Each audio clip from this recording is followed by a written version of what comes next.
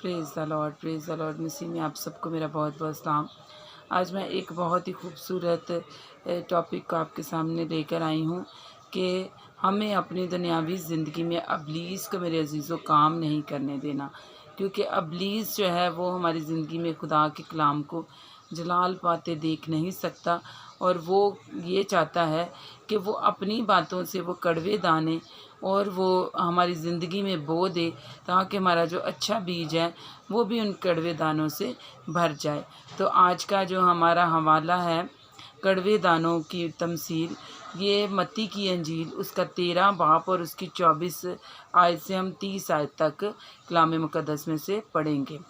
उसने एक और तमसील उनके सामने पेश करके कहा कि आसमान की बादशाही उस आदमी की मानद है जिसने अपने खेत में अच्छा बीज बोया, मगर लोगों के सोते में उसका दुश्मन आया और गेहूं में कड़वे दाने भी बो गया। बस जब पत्तियां निकलीं और बालियां आईं तो वो कड़वे दाने भी दिखाई दिए।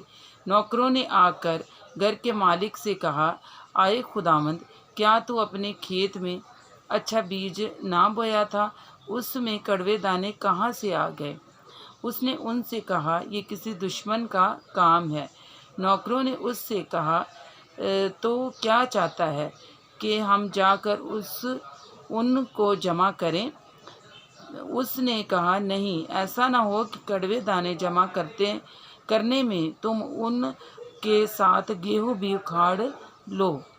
कटाई तक दोनों को इकट्ठा बढ़ने दो, और कटाई के वक़्त मैं काटने वालों से कह दूंगा कि पहले कड़वे दाने जमा कर लो, जलाने के लिए उनके गट्ठे बांध लो, और गेहूं मेरे खत्ते में जमा कर दो।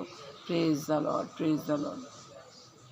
मेरे अज़ीज़ों, आज का जो हमारा कलाम है, जो आज का कलाम खुदा ने हमें दिया, ये बहुत ही खूबसूरत है। और आज मैंने कलाम को बयान करने से पहले पहले यही दुआ की कि आए खुदा, जो भी मैं कलाम करूं वो मैं नहीं करूं, बल्कि तेरा रूह मुझ में होके वो कलाम करे।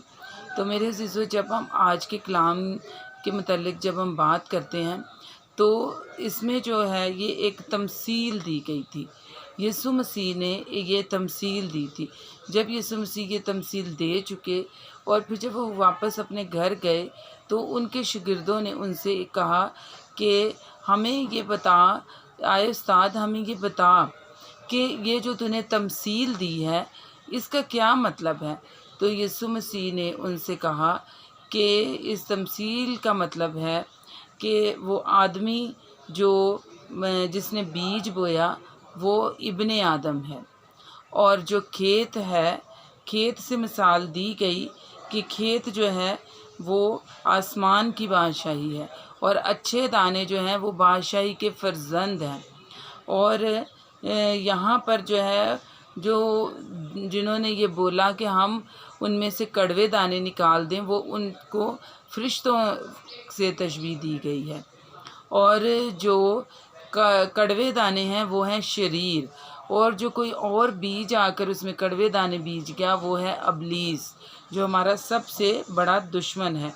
तो इसमें जो तमसील में ये सारा यीशु मसीह ने यही कहा कि मैं तुमको ये बताना चाहता हूँ कि जब आखिर वक़्त होगा और जो खुदा की बादशाही के फर्जंद हैं, जो अच्छे बीज हैं, उस वक़्त खुदा उनको अलग कर देगा, और जो अबलीस ने बीज बो दिए कड़वे दाने, उनको उखाड़ कर क्या किया जाएगा? आग में झोंका जाएगा, वो जलाने के काम आएंगे।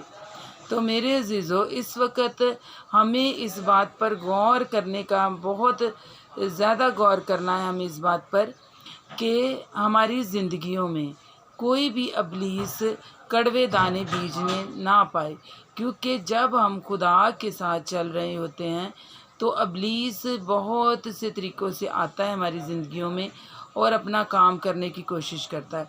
कभी हमारी थॉट्स में आता है, कभी हमें खौफ लेके आता है, और कभी बुरे बुरे ख्यालात लेकर आता है कि तुम खुदा के साथ चल रहे हो तो तुम्हें इसका क्या फ़ायदा। लेकिन मेरे अज़ीज़ों, ہمیں جب ہم نے خدا کی بادشاہی میں شریک ہونا ہے تو اس وقت ہم پہ مصیبتیں پریشانیاں بھی آئیں گی، لیکن ہم نے کیا صرف اس دنیا میں رہتے ہوئے عیش و آرام کو نہیں دیکھنا، بلکہ اس وقت کی تیاری کرنی ہے جب ہمیں خدا کی بادشاہی میں شریک ہونا ہے۔ تو ہمیں خدا کی بادشاہی میں شریک ہونے کے لیے ابلیس کی تھاٹس پر نہیں جانا کہ وہ ہمیں غلط خیالوں میں ڈالے اور وہ ہمیں اونچے پر لے جا کر دکھائے کہ دیکھو یہ ساری چیزیں میرے پاس ہیں، اگر تم مجھے جھک کر سجدہ کرو تو میں سب کچھ تمہیں دے دوں گا، کیونکہ اس نے یہ خدا یسوع مسیح سے بھی یہ شرط لگائی۔ تو وہ جب ہمارے خدا کے ساتھ یہ شرطیں لگا سکتا ہے تو وہ ہمارے ساتھ کیوں نہ لگائے گا۔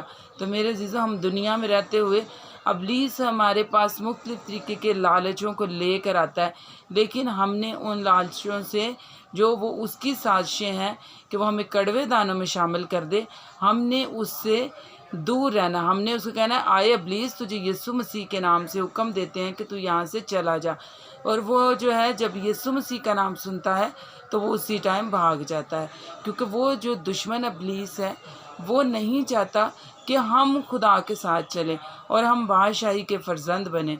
تو میرے عزیزو، یہ وقت ہے کہ ہمیں اس کی چالوں کو سمجھنا ہے، تاکہ جب ہم خدا کی بادشاہت میں شریک ہوں تو ہم دشمن ابلیس کی ساری سازشوں کو ناکام کرتے ہوئے خدا کی بادشاہی کے فرزند بنیں۔